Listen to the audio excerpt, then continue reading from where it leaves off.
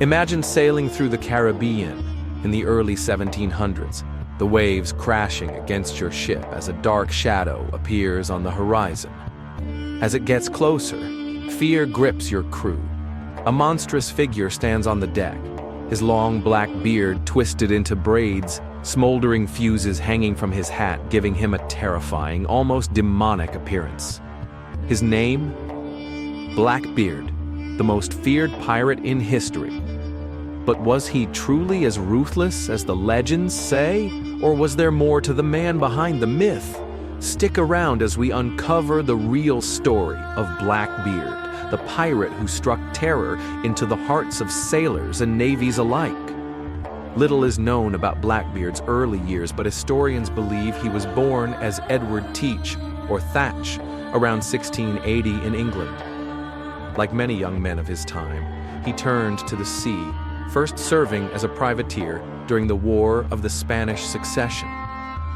But when the war ended, Teach found himself without purpose, until he turned to piracy, the booming criminal enterprise of the Caribbean. It wasn't long before he made a name for himself, rising through the ranks and eventually seizing his most infamous ship, Queen Anne's Revenge. With Queen Anne's Revenge under his command, Blackbeard ruled the seas like no other pirate before him. His ship was heavily armed, carrying around 40 cannons, making it one of the most formidable pirate vessels of its time. But Blackbeard's true weapon wasn't just firepower, it was fear. He understood that the best way to win battles was to avoid fighting altogether. His terrifying appearance, complete with burning fuses in his beard, sent shivers down the spines of his enemies. Sailors would rather surrender than risk facing his wrath, allowing him to take ships without firing a single shot. His most notorious act came in 1718 when he blockaded the port of Charleston, South Carolina. Holding the city hostage, he demanded a chest of medicine in exchange for the safety of its people. The ransom was paid, and Blackbeard disappeared into the open sea, leaving behind a legend that would never die. Despite his fearsome reputation, there is little evidence that Blackbeard was as bloodthirsty as many believe. Unlike some pirates who mercilessly slaughtered their victims, Blackbeard preferred psychological warfare. He was strategic, understanding that terror was his greatest tool.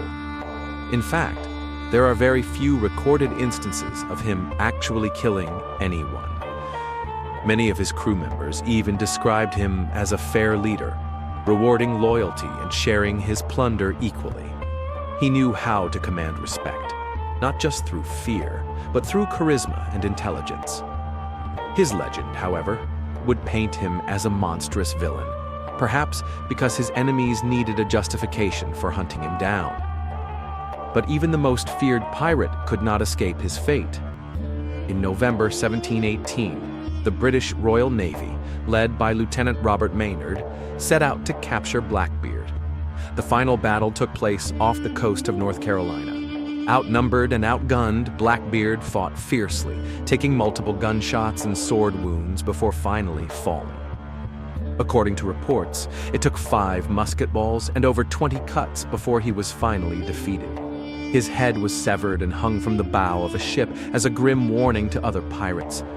But rather than ending his legacy, his death only fueled the legend. To this day, tales of his ghost haunting the shores of North Carolina continue to be told. Blackbeard may have died, but his legend lives on. Was he truly the savage villain history claims him to be, or was he simply a master of deception who knew how to use fear to his advantage? Let us know your thoughts in the comments. And if you enjoyed this deep dive into history, don't forget to like, subscribe, and hit the notification bell so you never miss a video. Thanks for watching, and we'll see you next time.